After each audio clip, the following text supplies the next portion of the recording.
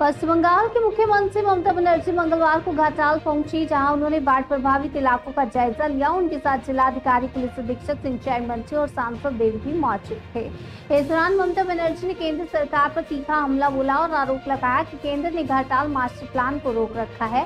बताया कि राज्य सरकार ने इस साल के बजट में 500 करोड़ रुपए आवंटित किए हैं, जबकि कुल 1500 करोड़ रुपए का प्लान तैयार है। मुख्यमंत्री ने कहा कि इस बार बारिश काफी ज्यादा हुई और डीवीसी की तरफ से भारी मात्रा में पानी छोड़ा गया।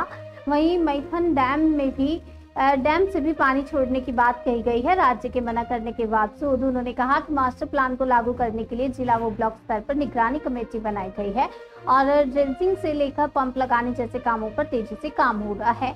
ममता बनर्जी ने 2026 चुनाव के बाद खुद डीवीसी के पानी को रोकने का प्लान बनाने की बात भी कही और जरूरत पड़ने पर डैम बनाने की घोषणा की।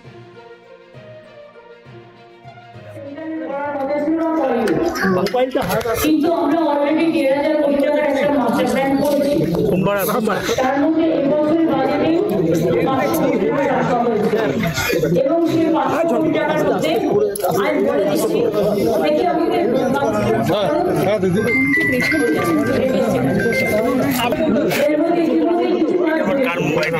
যেমন দাসপুরে হয়েছে, ঘাটালেও হয়েছে, ঘাটাল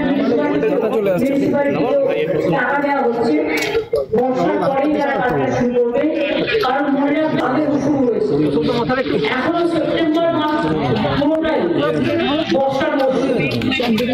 আর এখন তো চারিদিকে বর্ষা এত বেশি হচ্ছে, একদিকে ডিভিসি ছাড়া জল, অন্যদিকে মাইক্রন পাঞ্চে, এবারে তো 11 ফুট বেশি জল ছেড়েছে, আর কথাও শোনে না। ঘাটাল মাস্টার প্ল্যানে নিয়মিত তদারকি করবার জন্য ইরিগেশন মিনিস্টার, ঘাটালের এমপি, এমএলএ, পশ্চিম মেদিনীপুরের ডিএম এসপিদের নিয়ে জেলা পর্যায়ে একটা মনিটরিং কমিটি তৈরি করা হয়েছে। ব্লক লেভেলেও জনপ্রতিনিধি ও অন্যান্যদের নিয়ে 6টা কমিটি তৈরি করা হয়েছে।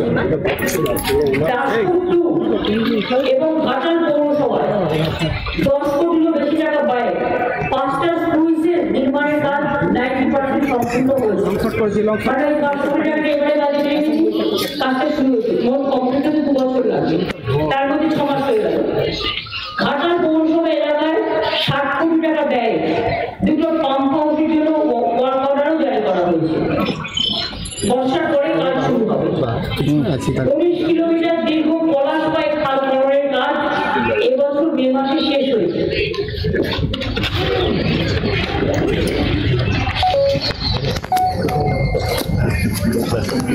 ওল্ড কোশি, সুরাতপা খাল এবং পুরানো সুরাতপা খাল সহ মোট 25 কিলোমিটার নদী ড্রেজিংয়ের জন্য অর্ডার দেওয়া হয়েছে।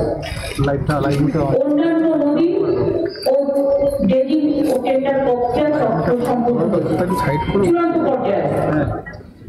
ঘাটাল পুরসভা এলাকায় শিলাবতী নদীর বাম পাড়ে 3.5 কিলোমিটার দীর্ঘ গার্ডওয়াল নির্মাণের জন্য যে জমির পরিমাণ, সেটাকে যতটা জমি কমানো যায় আমরা দেখবো, আর চেষ্টা করবো যে মানুষকে উচ্ছেদ না করে যদি কোন রকম অ্যাভয়েড করে অল্টারনেটিভ করার রুট বাঁচা যায়, সেই জন্য স্যাম্পল সার্ভে শুরু হয়েছে। 84টি নতুন কাজ, যেমন স্লুইস, সেতু এবং ড্রেজিং সহ অন্যান্য কাজের জন্য মাটি পরীক্ষা, জরিপ এবং নকশার কাজ চলছে। এগুলো 2025 সালের নভেম্বর মধ্যে চেষ্টা করছি, মানে বর্ষাটা না কমলে সার্ভেগুলো হয় না, সুতরাং সেই জন্য আমরা এটা অপেক্ষা করছি। এছাড়া একটা কথা আমি বলি যে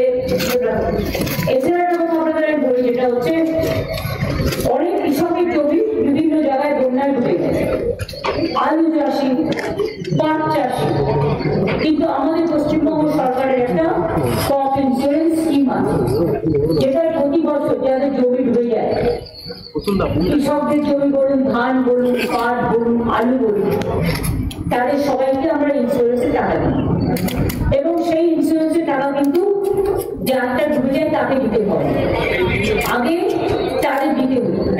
এখন এই টাকাটা পুরো শস্য বীমার টাকাটা আমাদের রাজ্য সরকার বহন করে। জল কমে গেলেই যে মাঠে জল জমে আছে বা ধান শস্য নষ্ট হয়েছে বা আলু বলুন পাট বলুন পাটও ইনপুট করা হয়েছে সেখানে